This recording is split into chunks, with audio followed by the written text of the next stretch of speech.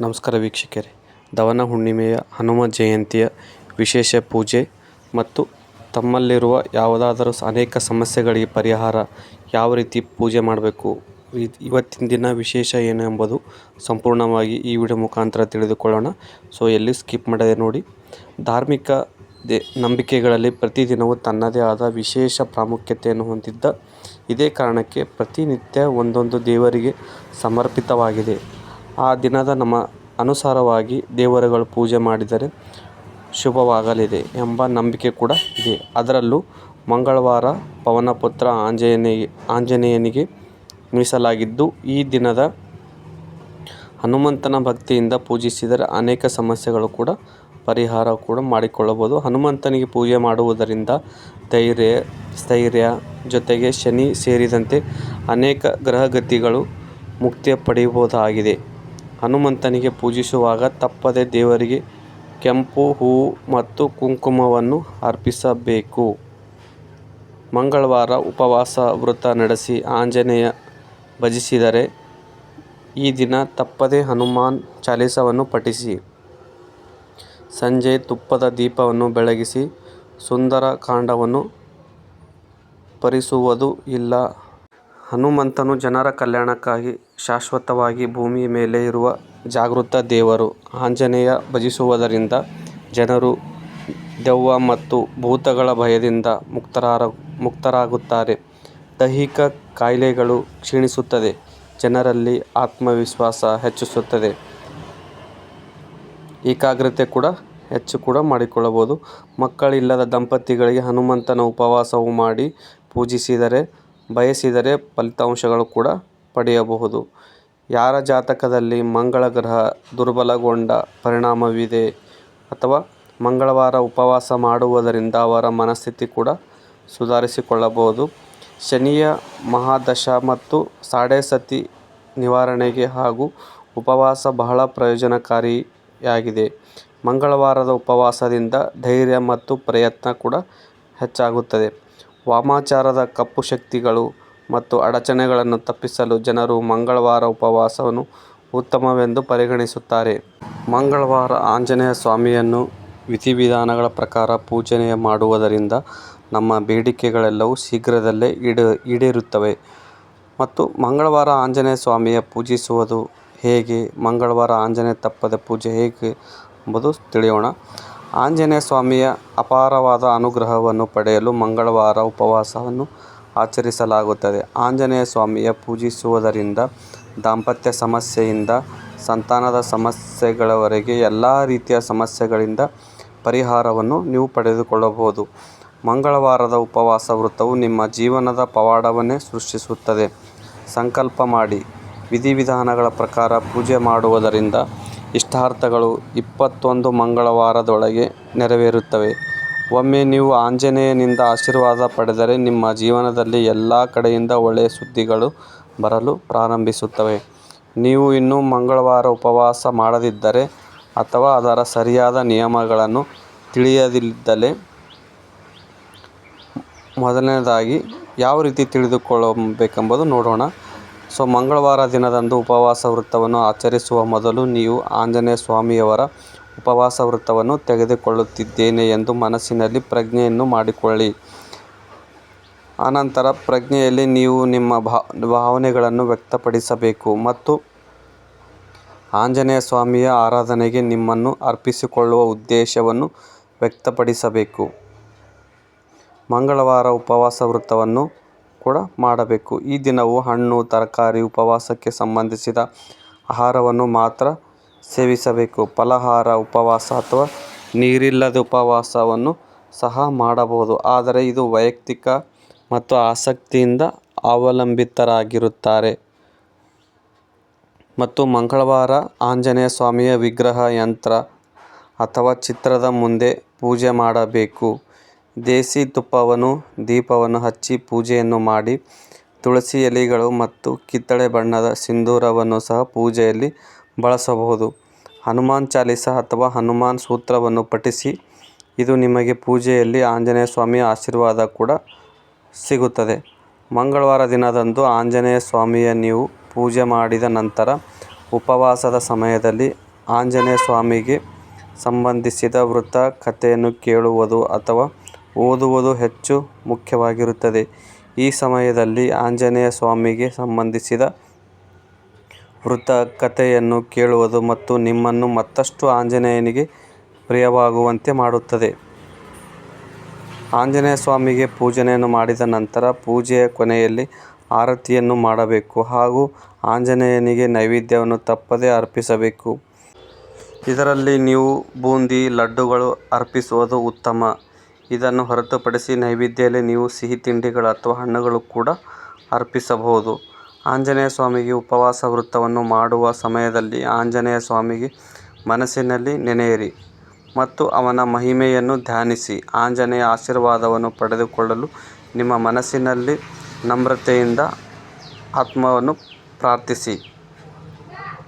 ಮತ್ತು ಆ ದಿನದಂದು ಉಪವಾಸ ಆಚರಿಸುವುದು ವೈಯಕ್ತಿಕ ಕೆಂಪು ಬಣ್ಣದ ಬಟ್ಟೆಗಳನ್ನು ಧರಿಸಿದರೆ ಅದು ಹೆಚ್ಚು ಮಂಗಳಕರವೆಂದು ಪರಿಗಣಿಸಲಾಗುತ್ತದೆ. ಮಂಗಳನ ಬಣ್ಣ ಕೆಂಪು ಇದ್ದು ಜಾತಕದಲ್ಲಿ ಮಂಗಳನ ಸ್ಥಾನವನ್ನು ಮತ್ತಷ್ಟು ಬಲಪಡಿಸುತ್ತದೆ ಹಾಗೂ ನಿಮ್ಮ ಜಾತಕದಲ್ಲಿ ಮಂಗಳ ದೋಷವನ್ನು ಕೂಡ ದೂರ ಆಗುತ್ತದೆ.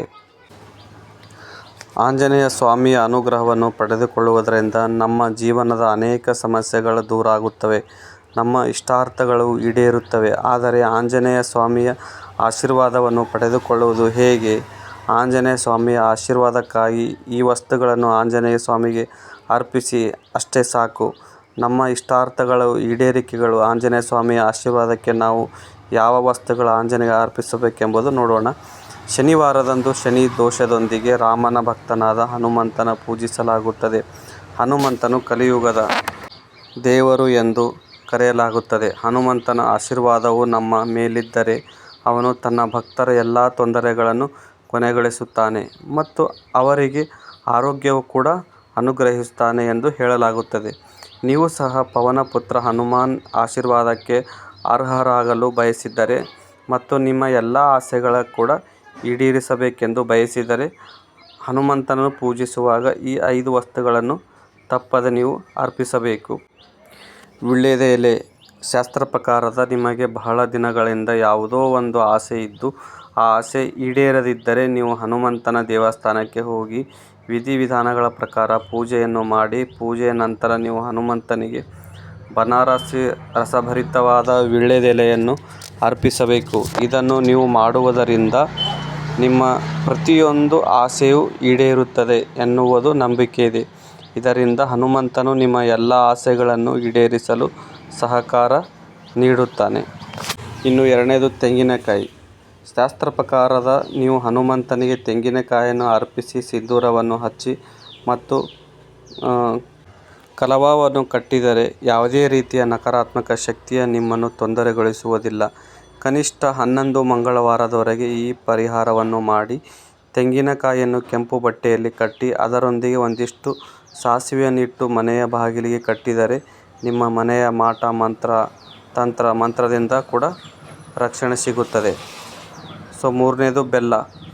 ಆಂಜನೇಯ ಸ್ವಾಮಿ ದೇವಸ್ಥಾನದಲ್ಲಿ ಬೆಲ್ಲ ಮತ್ತು ಹುರಿಗಡಲೆ ಪ್ರಸಾದವನ್ನು ನೀಡುವುದು ನೀವು ಹೆಚ್ಚಾಗಿ ನೋಡಿರಬಹುದು. ಹೀಗೆ ಮಾಡುವುದರಿಂದ ಮಂಗಳ ದೋಷವನ್ನು ಪರಿಣಾಮ ಕಡಿಮೆಯಾಗುತ್ತದೆ. ಹನುಮಂತನಿಗೆ ಬೆಲ್ಲದ ಪ್ರಸಾದವನ್ನು ನೀಡಿದರೆ ಅವನು ಶೀಘ್ರದಲ್ಲೇ ಸಂತುಷ್ಟನಾಗುತ್ತಾನೆ. ಪ್ರತಿ ಮಂಗಳವಾರ ಮತ್ತು ಶನಿವಾರದಂದು ನೀವು ಪ್ರಸಾದವನ್ನು ನೀಡಬಹುದು. ಇದು ಅನೇಕ ಸಮಸ್ಯೆಗಳು ಕೂಡ ನಿವಾರಣೆಯಾಗುತ್ತದೆ. 4ನೇದು ಲವಂಗ ಅಥವಾ ಏಲಕ್ಕಿ ಮತ್ತು ಅಡಿಕೆ.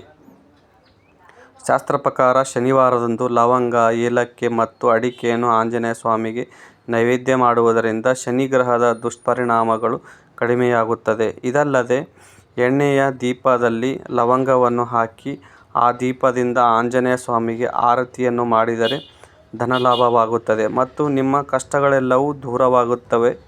ಮಂಗಳವಾರ ಭಗವಾನ್ ಹನುಮಂತನಿಗೆ ಮೀಸಲಿಟ್ಟಿರುವ ದಿನ ಎಂದು ಶಾಸ್ತ್ರ ಹೇಳುತ್ತದೆ. ಮಂಗಳವಾರ ಹನುಮಂತನ ಪೂಜೆಯಿಂದ ಒಳಿತಾಗಲಿದೆ ಎಂದು ನಂಬಲಾಗಿದೆ. ಶ್ರೀರಾಮನ ಪರಮ ಭಕ್ತನಾದ ಹನುಮಂತನು ಶಕ್ತಿ, ವಿವೇಕ ಹಾಗೂ ಜ್ಞಾನಗಳ ಅಧಿದೇವತೆಯೆಂದೇ ಪರಿಗಣಿಸಲಾಗುತ್ತದೆ. ಹಿಂದೂ ಪುರಾಣಗಳ ಶಾಸ್ತ್ರಗಳ ಪ್ರಕಾರ ರಾಕ್ಷಸರನ್ನೆಲ್ಲ ಸಂಹರಿಸಿ ಜಗತ್ತಿನಲ್ಲಿ ನಡೆಯುತ್ತಿದ್ದ ಅನ್ಯಾಯಗಳನ್ನು ನಿವಾರಿಸಲು ಭಗವಾನ್ ಶಿವನು ಹನುಮಂತನ ಅವತಾರವನ್ನು ಧರಿಸಿದನೆಂದು ಹೇಳಲಾಗುತ್ತದೆ. ರಾಮಭಕ್ತ ಹನುಮಂತನು ಬಜರಂಗಿ, ಆಂಜನೇಯ ಮುಂತಾದ ಹೆಸರುಗಳಿಂದ ಪಂಚದಂತ್ಯ ಭಕ್ತರು ಪೂಜಿಸುತ್ತಾರೆ. ಧೈರ್ಯ ಸ್ಥೈರ್ಯಗಳ ಪ್ರಸಿದ್ಧಿಯನ್ನು ಪಡೆದುಕೊಂಡಿರುವ ಆಂಜನೇಯ ಸ್ವಾಮಿ ರಾಮ ಸೀತೆಯನ್ನು ತಮ್ಮ ಹೃದಯದಲ್ಲಿಟ್ಟು ಪೂಜಿಸುವಷ್ಟು ಕಟ್ಟಭಕ್ತರಾಗಿದ್ದಾರೆ. ಹನುಮಂತನಿಗೆ ತನ್ನ ಸಾಹಸಗಳಿಂದ ಹೋದಲ್ಲೆಲ್ಲ ಹಲವಾರು ಹೆಸರುಗಳಿವೆ. ಮಾರುತಿ, ಪವನಪುತ್ರ, ಆಂಜನೇಯ, ಅಂಜನೀಪುತ್ರ ಹೀಗೆ ಭಕ್ತರು ಭಕ್ತಿಗೆ ಅನುಗುಣವಾಗಿ ಕರೆಯಲ್ಪಟ್ಟ ಹೆಸರುಗಳು ಹನುಮನ್ ಪ್ರಸಿದ್ಧರು. ಮಂಗಳವಾರದಂದು ವಿಶೇಷವಾಗಿ ಹನುಮಂತನ ಪೂಜೆಯನ್ನು ಮಾಡಲಾಗುತ್ತದೆ. ಪ್ರಾತಃ ಕಾಲದಲ್ಲಿಯೇ ಎದ್ದು ಹನುಮಾನ್ ಪೂಜೆಯನ್ನು ಮಾಡಿದರೆ ಭಕ್ತರು ಹನುಮಂತನ ಕೃಪಾಕಟಾಕ್ಷಕ್ಕೆ ಪಾತ್ರರಾಗುತ್ತಾರೆ ಎಂಬುದು ಹಿಂದಿನಿಂದಲೂ ಬಂದಿದೆ. ಶಕ್ತಿ, ಬಲ ಮತ್ತು ಗೌರವವನ್ನು ಹೆಚ್ಚಿಸಿಕೊಳ್ಳಲು ಹನುಮಂತನ ಪೂಜೆಯನ್ನು ಮಾಡಬೇಕು. ಹಾಗಾದರೆ ಮಂಗಳವಾರದಂದು ಹನುಮನ ಪೂಜೆ ವಿಧಾನಗಳೇನು, ಯಾವ ಸಮಯದಲ್ಲಿ ಪೂಜೆ ಮಾಡಬೇಕು ಎಂಬುದು ಕೂಡ ತಿಳಿದುಕೊಳ್ಳೋಣ. ಹನುಮಾನ್ ಪೂಜಾ ವಿಧಿ. ನೀವು ಪೂಜೆ ಮಾಡಬೇಕಾಗಿರುವ ಸ್ಥಳವನ್ನು ಶುದ್ಧ ಮಾಡಿ ಹನುಮಂತನಿಗೆ ಪೂಜೆಯನ್ನು ಅರ್ಪಿಸಿ ಹನುಮಂತನ ವಿಗ್ರಹವನ್ನು ನೀರಿನಿಂದ ಶುದ್ಧೀಕರಿಸಿ ನೀವು ಪೂಜೆ ಮಾಡಬೇಕಾಗಿರುವ ಸ್ಥಳಕ್ಕೆ ನೀರಿನಲ್ಲಿ ಪ್ರೋಕ್ಷಣೆಯನ್ನು ಮಾಡಿ ಕೆಂಪು ಬಟ್ಟೆಯ ಮೇಲೆ ಹನುಮಾನ್ ವಿಗ್ರಹವನ್ನು ಇರಿಸಿ ಹನುಮಂತನ ಮೂರ್ತಿಯ ಮೇಲೆ ಕುಂಕುಮದ ಪೇಸ್ಟ್ ಹಚ್ಚಿ ಅಗರಬತ್ತಿ ಮತ್ತು ದೀಪವನ್ನು ಹಚ್ಚಿ ದೇವರಿಗೆ ಹೂವು ಮತ್ತು ಹಣ್ಣು ಸಮರ್ಪಿಸಿ 108 ಅಕ್ಷತೆ ಮತ್ತು 108 ವೀಳ್ಯದೆಲೆ ಮತ್ತು 108 ಹಣ್ಣುಗಳನ್ನು ಇರಿಸಿ ಈ ದಿನ ಸಾತ್ವಿಕ ಆಹಾರವನ್ನು ಸೇವಿಸಿ ಮಾಂಸಾಹಾರ ಸೇವನೆ ಮಾಡಬೇಡಿ. ಹನುಮಂತನಿಗೆ 5 ಬಾಳೆಹಣ್ಣು ಅರ್ಪಿಸಿ. ಈಶಾನ್ಯ ದಿಕ್ಕಿನಲ್ಲಿ ಹನುಮಂತನ ಪ್ರಾರ್ಥನೆ ಕೂಡ ಮಾಡಬಹುದು. ಮಂಗಳವಾರದಂದು 21 ದಿನಗಳ ಕಾಲ ಸತತವಾಗಿ ಉಪವಾಸ ಕೈಗೊಳ್ಳಬೇಕು. ಪ್ರಾತಃ ಕಾಲದಲ್ಲಿ ಏಳಬೇಕು. ಸ್ನಾನವನ್ನು ಮಾಡಿ ಗಂಗಾಜಲವನ್ನು ಮನೆಯಲ್ಲಿ ಪ್ರೋಕ್ಷಿಸಿ ಕೆಂಪು ವಸ್ತ್ರವನ್ನು ಧರಿಸಿ ಮೇಲೆ ತಿಳಿಸಿದ ವಿಧಾನದಲ್ಲಿ ಪೂಜೆಯನ್ನು ಮಾಡಿ ಪೂಜೆಯ ನಂತರ ಹನುಮಾನ್ ಚಾಲೀಸವನ್ನು ಪಠಿಸಿ 15 ನಿಮಿಷಗಳ ಧ್ಯಾನ ಮಾಡಿ ನಿಮ್ಮ ಪ್ರಾರ್ಥನೆಯ ದೇವರಿಗೆ ಅರ್ಪಿಸಿ ಬೆಲ್ಲದಿಂದ ಮಾಡಿದ ಆಹಾರವನ್ನು 1 ಬಾರಿ ಸೇವಿಸಿ ಸಂಜೆ ಚಾಲೀಸವನ್ನು ಹನುಮಾನ್ ಚಾಲೀಸ ಪಠಿಸಬೇಕು ಮತ್ತು ವೃತ್ತವನ್ನು ಮುರಿಯುವ ಮೊದಲು ದೇವರಿಗೆ ನೈವೇದ್ಯವನ್ನು ಅರ್ಪಿಸಬೇಕು. ಹನುಮಂತನಿಗೆ ಆರತಿ ಮಾಡುವುದರಿಂದ ಕೆಲವು ಪ್ರಯೋಜನಗಳು ಯಾವುವು ನೋಡೋಣ. ಬಲ ಮತ್ತು ಶಕ್ತಿ ಸಾಧನೆಗಳು